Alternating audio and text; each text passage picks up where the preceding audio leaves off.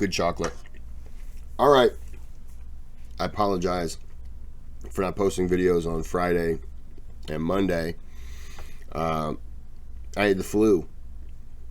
And most people are like, dude, the flu's awesome. It's not. It's not really. Wasn't fun at all. I didn't enjoy it. I don't know why you'd think I would. I'm going to be doing that a lot. I will mute the mic.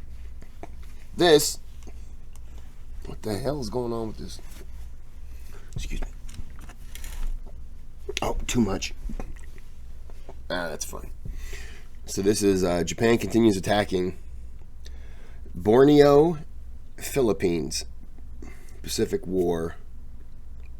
I don't have to read the rest. You already know. So let's get in the video.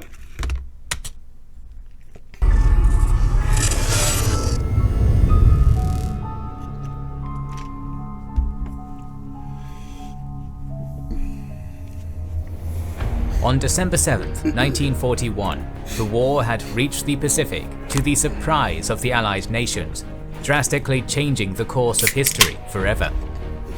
After its first week, smoke darkened the horizons of Pearl Harbor. Hundreds of British soldiers lay dead on the battlefields of Malaya and Hong Kong.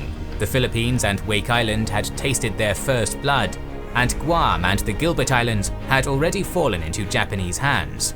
The situation looked grim for the Allies, and this week would do nothing but confirm that the rising sun was really on the rise.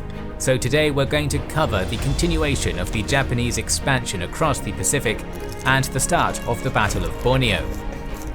If you're interested in learning more about the World Wars, you have to check out the Battlefields of the World Wars series on the sponsors of today's video, Magellan. Does anybody have Magellan TV? And if you do, is it worth it? We've already discussed the plans and the start of operations against most of the main objectives for Japanese expansion, but still there's one we haven't talked about: the Dutch East Indies, probably the most important objective of the Japanese because of its richness in petroleum oil, rubber, nickel, tin, scrap iron and other strategic resources, covered a wide area with long distances for the different Japanese task forces to travel. This is why Japan didn't plan to attack the Indies straight away. Instead, they had planned to first secure footholds on Malaya, the Philippines and British Borneo, so that they could then launch multiple subsequent attacks against critical locations in the Indies, most importantly their oil fields. They needed staging grounds, yeah. The Dutch, meanwhile, had seen their homeland invaded and occupied by Nazi Germany back in May of 1940. Queen Wilhelmina and the Dutch government had managed to escape to London by May 13th, where they established a government in exile. But despite this, they were now unable to defend their colonial possessions in the east. There, the Royal Netherlands East Indies Army of Lieutenant General Hein ter Poorten tried to modernize as fast as possible in view of a possible Japanese invasion. By December of 1941, the army had grown to 85,000 personnel, albeit inadequately equipped and poorly trained. Ter Poorten also counted with a sizable air force, although the 389 aircraft they had were old and decisively outclassed by superior Japanese planes. In the Kalimantan area of Borneo, the Dutch had two important western airfields that were unknown to the Japanese, from which they could conduct air operations against the enemy. They also had strong garrisons in all major cities of Dutch Borneo, although they would not see fighting this week.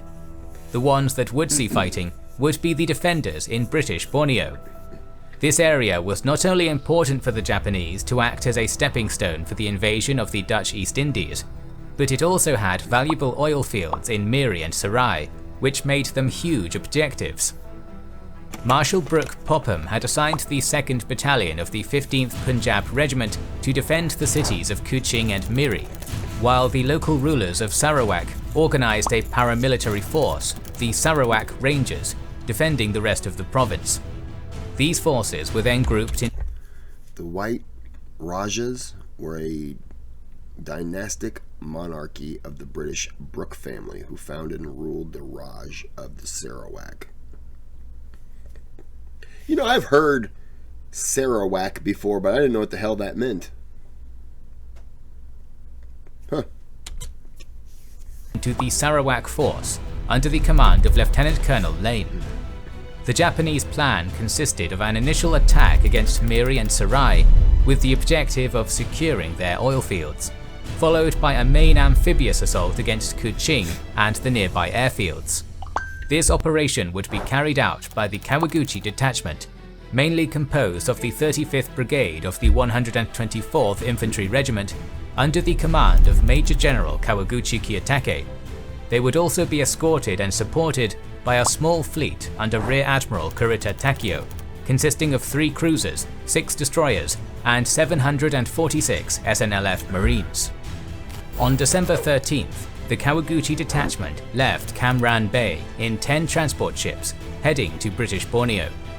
The following day saw the Japanese pressing on the heels of the Indian defenders at Gurun, while on Wake Island, Japanese bombardments in the last 2 days left only 1 Wildcat operational. Major Putnam would then start working straight away to repair as many of his planes as possible, with the first repaired Wildcat successfully made operational later that evening. December 15th saw the first major fighting of the week, with the Japanese first assault against Hong Kong Island. After a heavy bombardment and repeated British refusals to surrender, General Sakai ordered a night assault in improvised rafts, but this first attempt would be repelled by machine gun fire while the Japanese attempted to cross the harbour. Meanwhile, in Johnston and Palmyra, after the first attack by a submarine returning from Pearl Harbor that luckily didn't do so much damage, a new attack was launched by Japanese submarines that caused serious damage to a powerhouse. And back in Malaya, the 5th Division finally attacked down the road and managed to penetrate deep into the 6th Brigade's defences. This prompted General Murray Lyon to order a complete withdrawal south of the Muda River, then continuing some 30 miles south to establish defensive positions on the Kirian River, which didn't sit well with General Percival's objective of reducing the air threat on Singapore, as he needed to hold the Japanese as far north as possible to keep the air forces out of range. And yet he could not prevent his generals from retreating in the face of superior firepower. On the next day, 2 detachments of the 56th Division completed preparations to conduct amphibious invasions on Davao and the Sulu Islands, intending to secure a southern airfield on the Philippines and to prepare further attacks on Borneo from Jolo. The detachments were under the general command of Major General Sakaguchi Shizuo, and they would depart Palau en route to Davao later that day. Meanwhile, in Borneo, the main body of the Kawaguchi detachment successfully landed on Miri and Sarai in the early hours of December 16th. They were met with little resistance, and thus could occupy their oil fields and airfields with ease. SNLF Marines also landed on the coast near Lutong, and managed to occupy its important oil refinery. Immediately, the Japanese would start working on restoring the captured oil fields, while Kawaguchi prepared his forces for their main assault on Kuching, which we'll cover next week.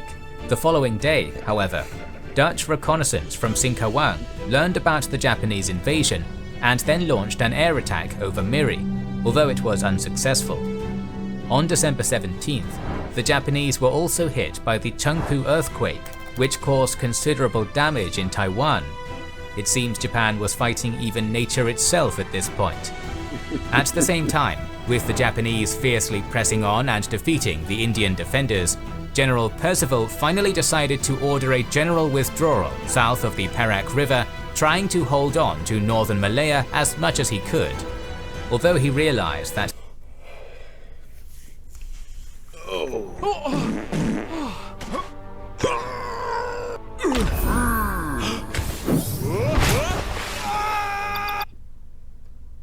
I apologize for that. Although he realized that the 2 Indian divisions were heavily outgunned, he could not send the 8th Australian Division away from Johor in fear of a possible Japanese naval invasion that would jeopardize his entire defense of Singapore. Instead, the 9th Indian Division was ordered to defend the Kuantan airfield and Murray Lyon's eastern flank. while the battered 11th Indian Division saw 2 of its brigades reorganize into one and reinforce the 12th Brigade. The withdrawal also meant the abandonment of Penang Island, one of the main British settlements in Malaya. But before it got abandoned, the British would evacuate all of its European population, leaving the local inhabitants to the mercy of the Japanese, something that would come back to haunt them after the end of the war. In the meantime, despite some fierce aerial bombardment in the last 2 days, the defenders at Wake Island successfully managed to recuperate another of its wildcats. And at Hong Kong, the Japanese saw that they were now ready for their main assault on the island. In the last days, they had constructed enough boats for the crossing, and they had destroyed half of the pillboxes between North Point and the Liamen Straits, leaving a pall of dense black smoke over the area that gave them perfect cover for an attack. Even better, General Maltby expected them to attack again across Victoria Harbour, so the area was lightly defended. General Sakai then planned to conduct a 2-pronged amphibious assault, with 2 regiments embarking from the Kai Tak airport towards the Taiku docks, and with another one crossing the Liamen Straits into Saiwan. At night on December 18th, the crossing commenced, getting halfway undetected, and successfully completing the crossing a few hours later. Early in the morning of December 19th, the Japanese 38th Division had already overrun the depleted Rajput defenders, taking several major key points along the coast. In response, Maltby established a new defensive line at Leighton Hill and tried to reinforce the center of the island as fast as he could, but it was already too late, with the Japanese surrounding the Wangnei Chong Gap after a few hours of fighting. There the British defenders resisted fiercely, but their attempt to escape failed, and they were cut down by machine gun fire across the gap. Maltby quickly rushed his troops to counterattack, but the operation was very badly planned and executed, although the British defenders would incredibly manage to get close to Wangnei Chong. Yet despite their best efforts, the superior firepower of the Japanese forced them to retreat in the end.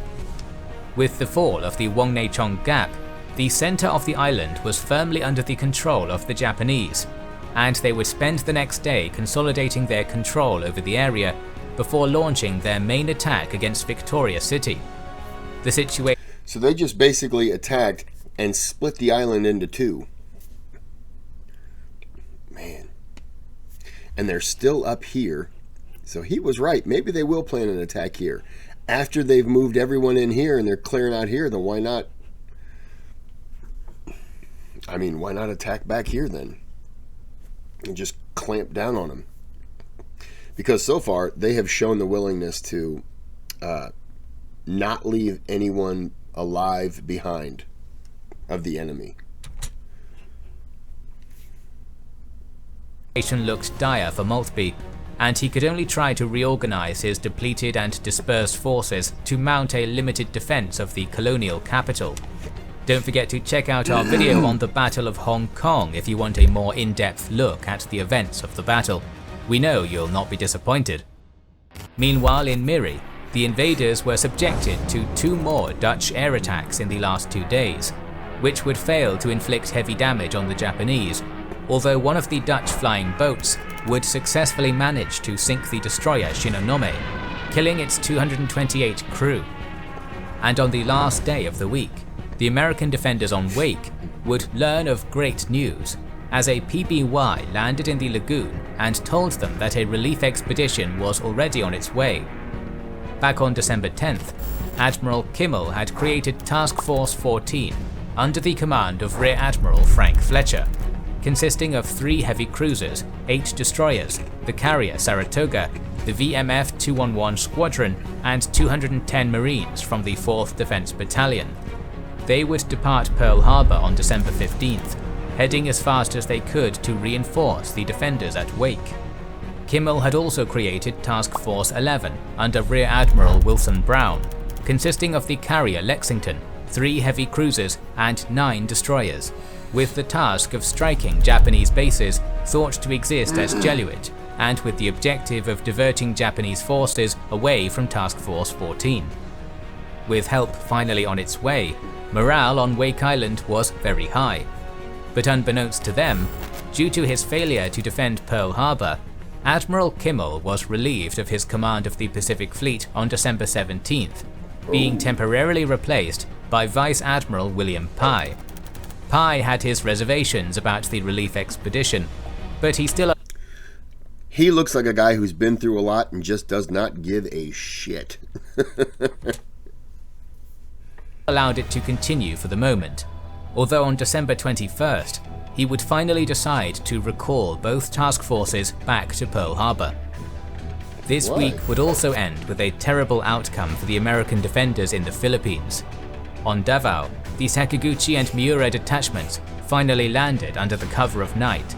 The city defenders, consisting of a single regiment of the Philippine 101st Division, were taken completely by surprise, yet they offered as much resistance as they could. With the Miura detachment suffering many casualties, General Sakaguchi was forced to order forward some of his forces reserved for the attack on the Sulu Islands. Together, these forces would storm and take the city by midday, and a final attack would then be carried out against the remaining Filipino defenders behind the Davao River, finally forcing them to retreat northwestwards. Upon reaching Davao, the Japanese soldiers would be cheered by the sizable Japanese population of the city, liberating them from the warehouses in which they had been detained at the start of the war. While the battered Miura detachment stayed to garrison Davao and continued the liberation of Japanese inhabitants, the Sakaguchi detachment would prepare to continue onwards towards Jolo on the Sulu Islands, and then to Tarakan in Dutch Borneo. Thus this week ends with another Japanese victory, and next week we'll see them achieve tremendous successes as they continue their expansion across the Pacific. So make sure you are subscribed and It's impressive how they just keep going. You know, they just keep hitting and hitting and hitting. And if it doesn't work, hit over here, hit over here, hit over here, hit over here, and then back to where they're at. It's so robotic in how they're just not giving up. It's just boom, boom, boom, boom, boom. I really am appreciating just how difficult they were and probably would be in future wars.